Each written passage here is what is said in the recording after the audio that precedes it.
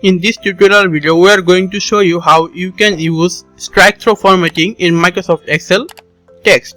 So let's start. Here you can see some data. We can add strike-through formatting in this data by clicking and selecting all the data and clicking right side of your mouse. You can see an option which is Format Cell.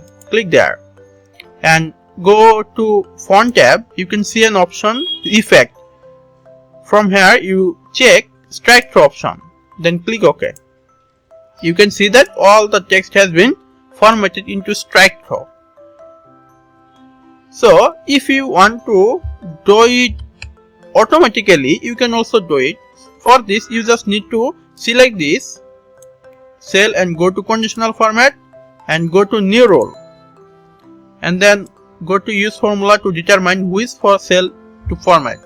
Now you just need to enter your formula. Our formula is equal D3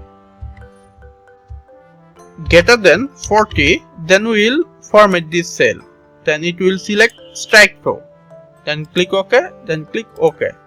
Now if we put value here, marks is 30, then it will not strike-through. If we put greater than 40, then it will strike-through. Suppose we are entering 45, then look, the cell value has been strike-through.